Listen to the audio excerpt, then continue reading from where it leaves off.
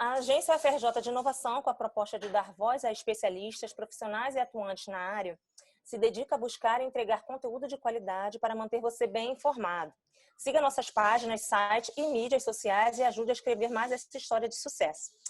No vídeo de hoje, nós estamos com o mestre Tiago Freire, agora falei certo, conversando sobre sua experiência na Agência UFRJ de Inovação, entre outros, na construção de conteúdo específico de forma relevante. Aliás, o tema abrange inovação, design de experiência, facilitação de grupos e tecnologias educacionais.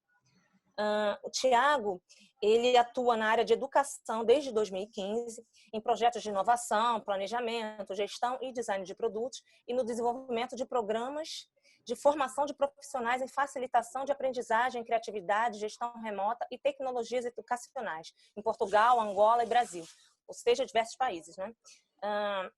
Tem formação em design de aprendizagem, facilitação pela escola Causpilot. É isso, Tiago? Dinamarca. Causpilot. Maravilha. Causpilot. Realiza pesquisas na área de design de experiências, enfim, se apresenta melhor para a gente. Eu acho que é bem importante você ter uma experiência bacana de vida aqui, né, internacional. Então, gostaria que você contasse um pouquinho para a gente, antes da gente entrar aqui no bate-papo e nas perguntas em si. Tá ótimo. Muito obrigado, Raquel. Obrigado pela introdução. Eu, como você mesmo falou, trabalho na educação, na área de educação, desde 2015.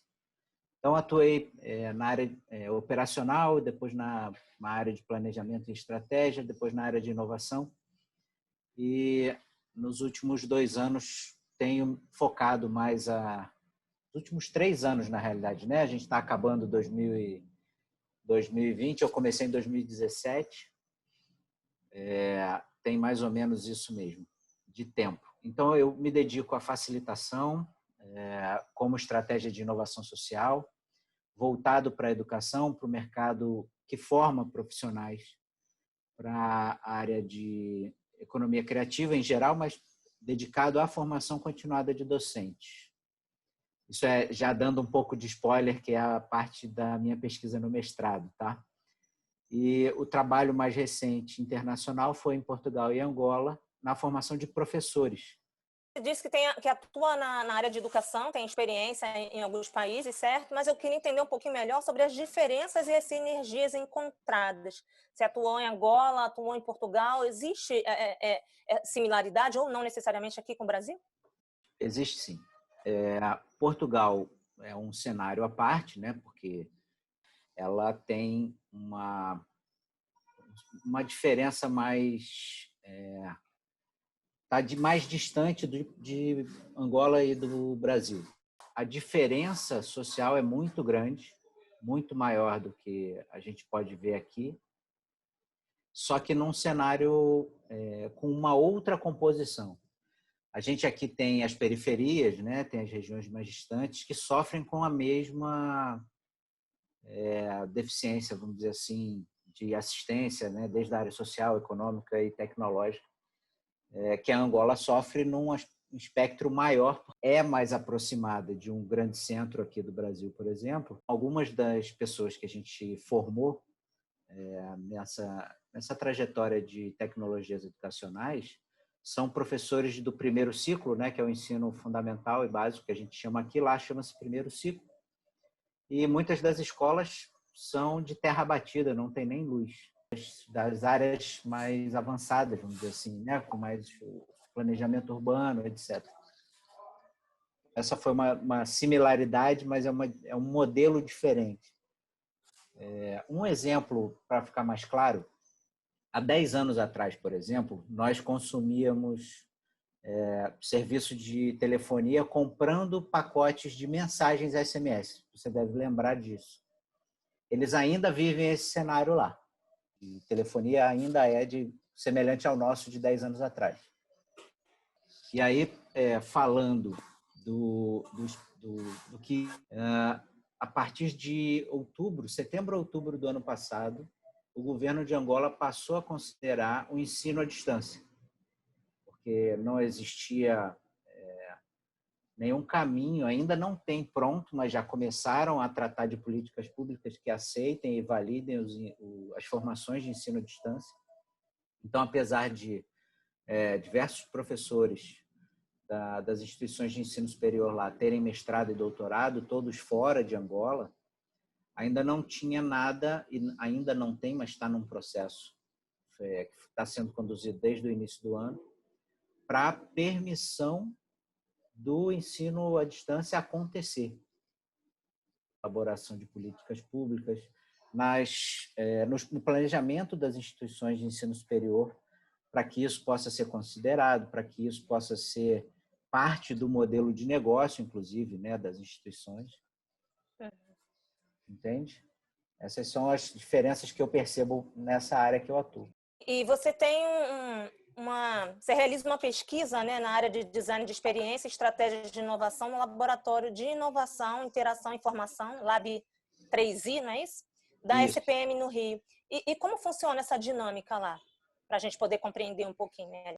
O laboratório, eu faço parte do Lab 3I desde o início do mestrado e cerca de uns meses depois, uns 3 meses depois, eu já estava integrando o laboratório. Primeiro conhecendo o que já estava sendo feito lá e os pesquisadores, e para construir a minha trajetória mais como pesquisador mesmo. E como a minha pesquisa ela trata da formação continuada do professor, do aspecto de desenvolvimento de soft skills para a formação de profissionais para a nova economia, só a analisar muito a relação formação de ensino superior, formação profissional, ensino técnico também, com o mercado de trabalho e a empregabilidade. E tento agora, nesse momento, fazer uma coleta de dados que me dê a percepção do indivíduo a respeito do quanto ele se capacita para estar no mercado de trabalho. Entende? Eu estou buscando agora a pesquisa para a questão da aprendizagem autodirigida, né? Que estava lá uma nuance muito leve ainda, eu não me aprofundei no mestrado, mas eu quero me aprofundar agora na sequência, é a questão do lifelong learning, né? Que é um termo que está na moda agora, mas é o aprendizado ao longo da vida e o quanto a gente evolui como indivíduo que quer se manter empregado ou atraente ao mercado ou capaz de gerar renda, né? E o quanto eu conduzo esse aprendizado. E aí eu quero considerar, inclusive, cursos livres, vídeos, conteúdos disponíveis gratuitos, podcasts, YouTube. Isso tudo está no questionário para ser avaliado. Então, o quanto você consome desse conteúdo, o quanto isso vira... Quer dizer, o conhecimento ele pode ser adquirido de inúmeras formas, né? Não necessariamente só na academia, como a gente entende que, olha, você só por uma graduação, por uma pós-graduação. Não necessariamente. O conhecimento ele vem de diversos modelos, né? Isso que você prega na sua pesquisa, então. E o quanto isso impacta. Qual é a percepção do indivíduo? Porque mesmo que eu esteja dentro de um curso, numa instituição formal, como foi agora o mestrado, eu tinha lá um ambiente científico, eu tinha seminários, eu tinha o próprio laboratório, eu tinha as aulas, eu tinha meus momentos de pesquisa, de orientação para a minha dissertação. Mas, paralelo a isso, o quanto eu fui autodirigido no meu conhecimento. E o quanto isso influenciou. Agora falando como pesquisador. Mas o que eu digo é o seguinte, eu não sou de origem profissional da área de educação. Eu sou formado em jornalismo, trabalhei na área, depois me especializei em comunicação empresarial, depois em marketing, atuei no ramo de varejo e decidi migrar para a educação por começar a dar aula, primeiro na área de comunicação e marketing, depois me adentrando aos conhecimentos de educação, mas não tenho formação formal em educação. Tudo que eu estudei foi autodirigido, entende? E o quanto isso impacta no meu fazer do trabalho. Entende? Eu não tenho uma pós-graduação em educação, eu não tenho um mestrado em educação, eu não tenho doutorado em educação. Mas eu venho estudando e isso impacta no fazer, sabe? É essa a ideia. E na questão da empregabilidade. Porque eu trabalho hoje numa instituição de educação profissional, né, desde 2015. E eu galguei cargos e funções e projetos dentro da instituição por conta desse aprendizado autodirigido. Foi criado uma gerência para trabalhar projetos de inovação. E eu fui destinado a essa área por conta da minha formação no mestrado. Eu já estava cursando. Então, lógico que teve relevância, sim, mas o dia a dia do fazer foi muito por conta do que eu construo de conhecimento fora dos espaços formais de aprendizado. Então, é isso que eu quero expandir. O que aconteceu comigo acontece com quantas pessoas? E quantas pessoas fazem, passam por isso e não sabem, não se dão conta disso? É isso que eu quero aprofundar. Interessante. E você falando assim, realmente, a gente vai observando mais, né? Qual o contexto de vida que a gente está inserido, né? Será que eu também sou assim e não me percebi dessa forma? Ou será que eu posso me tornar assim daqui para frente, né? Muito bacana, interessante mesmo. Agora, eu queria compreender também um pouco melhor a sua participação como pesquisador. Como que é lá dentro da agência de inovação da FRJ? Qual o seu papel lá? Esse ano agora, né, eu recebi o convite do Paulo Reis, né, o professor, foi meu professor no mestrado, e foi membro da minha banca de qualificação também. E eu fui no último ano do mestrado, eu já tinha sido convidado para ser pesquisador colaborador. Tinha uma série de encontros e de produções científicas propostas, né, para os encontros e trocas de conhecimento, algumas partilhas de artigos e tal. Mas acabou que eu consegui ter pouca participação nesse primeiro ano. E aí agora, há poucos meses atrás, o Paulo refez o convite. Então a gente criou agora um mapa de afinidades de pesquisa. Tem duas áreas que me interessam, que são o mapeamentos de comunidades de aprendizado e a relação disso com a empregabilidade. E tem o outro agrupamento que está ligado a conhecimentos africanos. Acho que é isso. Posso estar enganado no nome. Mas o Paulo comentou que já tem 2 ou 3 pesquisadores que já estão envolvidos com isso. E aí quero aproveitar esse trabalho que eu estou desenvolvendo esse ano para ter esse intercâmbio de conhecimentos, né? Juntando os dois continentes. Eu acredito que pode ser muito proveitoso para nós termos essa pluralidade de olhares para evitar um certo, como é que eu posso dizer, evitar uma visão um pouco obtusa do que é conhecimento, de onde estão os conhecimentos. A gente pode deixar de perceber conhecimentos, né? E ter esse olhar etnográfico que o design tem, né? Que bebe muito da fonte da antropologia e tal, para a gente poder se aprofundar nisso e ter ganhos mútuos, eu acredito. Está muito bacana o papo, até interagindo um pouco melhor aqui. Eu tive a oportunidade essa semana de dar uma palestra sobre economia criativa para a Universidade de Moçambique. E eles têm um grupo de economia criativa lá fantástico também, eles entendem bastante, mas dentro da expertise deles, né? Dentro da regionalidade deles, do que eles entendem dentro desse cenário, e a troca foi muito bacana. E realmente, esse alinhamento de continentes, isso é bem pertinente, muito legal. Eu queria entender também agora, na sua opinião, o acompanhamento das mudanças de comportamento acelerada pela Covid evidencia a urgência da transformação digital por parte dos negócios e projetos de inovação? Na minha opinião, com certeza. A gente teve aí uma aceleração de mudança, né? Talvez a gente já visse vários cenários acontecendo, trabalho remoto já não era novidade para muita gente, mas para a grande maioria sabia nem o que significava, né? E todas essas nuances que estão atreladas a essa nova configuração de possibilidade de relação de trabalho. Mas é super necessária a transformação digital para qualquer negócio.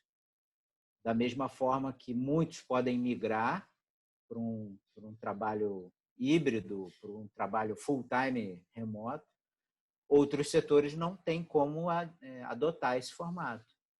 Mas, por exemplo, o varejo que não estiver preparado para estar no digital, né, como eles dizem, físico e digital, para estar o omnichannel, né, já é ultrapassada essa história, para a galera que fala de inovação em varejo, por exemplo, mas é fundamental.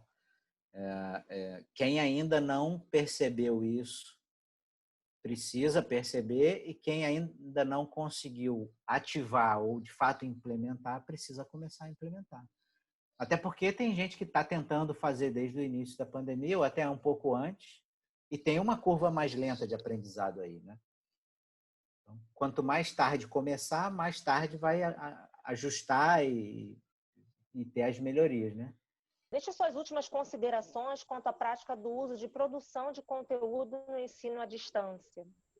É muito pertinente a gente abrir esse campo de discussão, né, de diálogo, porque, na minha opinião, eu acredito que a gente precisa ter uma leitura diferente do que a gente vai ver na maioria dos casos quando a gente fala de ensino à distância.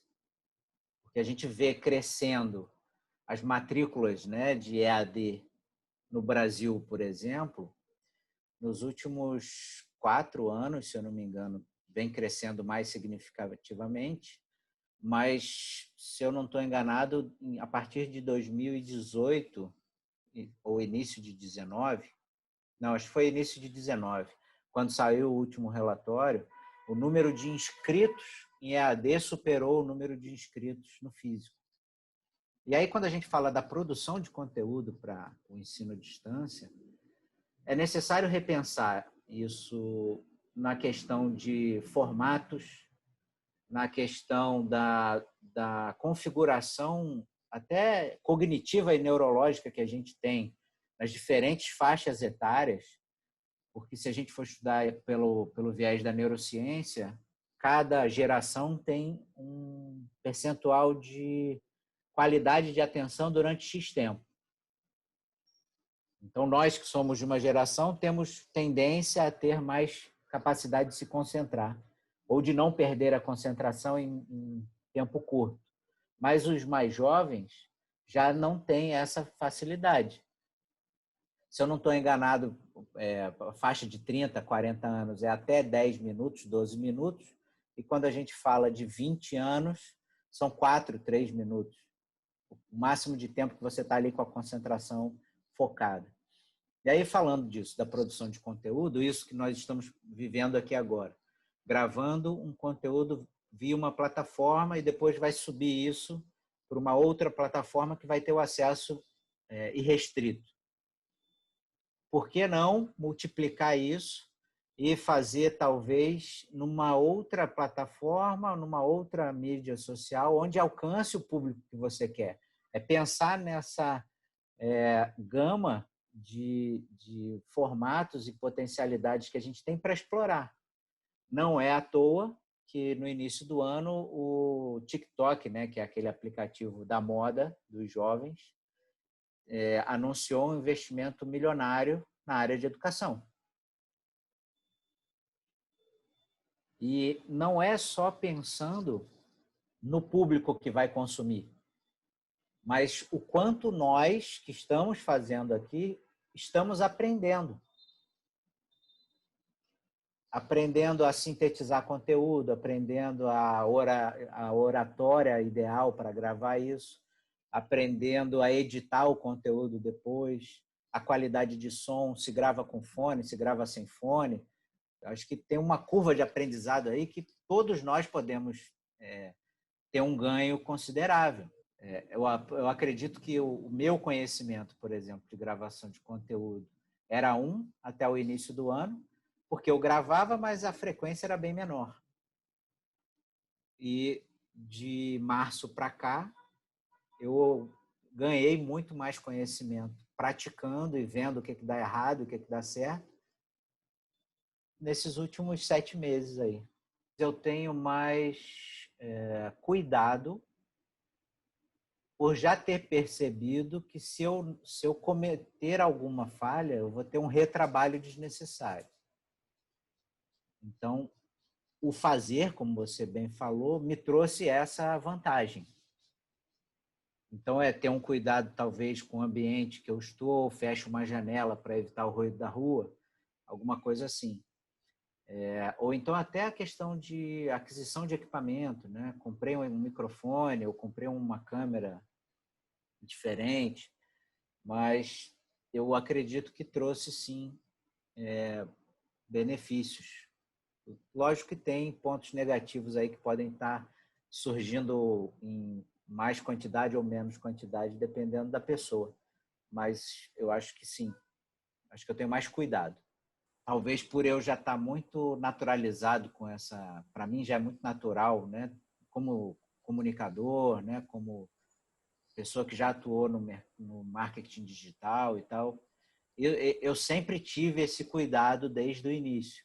Ou pelo menos essa noção, né, do que eu falar, do que eu registrar aqui e disponibilizar na rede. Isso pode parar na Rússia, isso pode parar no Chile, isso pode parar no Amazonas. E eu estava querendo gravar só um conteúdo de aula aqui para minha turma na Universidade X, né? Mas é interessante a gente ter essa atenção e esse cuidado, sim. Até porque a gente ainda sofre com uma questão, né, do que está posto de público, de acesso irrestrito público, é que pode ser retirado apenas um trecho do que você falou e deturpado o contexto, né? E aí isso a gente não tem como prever, né? Talvez o Paulo, com a lógica fuzzy, consiga chegar numa previsão qualquer aí específica do qual a probabilidade disso acontecer, né? Bem, é isso, pessoal. Agradeço ao Tiago a participação hoje aqui com a gente. Espero que todos vocês, né, tenham curtido o vídeo e possam curtir também nossas redes sociais. Obrigada. Tchau, tchau. Raquel, para a gente finalizar, eu quero agradecer pelo convite, pela oportunidade, por estar aqui compartilhando um pouco do que eu venho caminhando aí, pesquisando e ampliando um pouco o meu conhecimento. Acredito que é muito importante esse trabalho que a agência está fazendo de promover esse espaço. E quero deixar aqui os contatos que vocês podem acessar aí. Eu não sei se vai para a descrição do vídeo, mas eu posso ver isso depois. Mas um link geral que pode achar os meus contatos é about.me/Tiago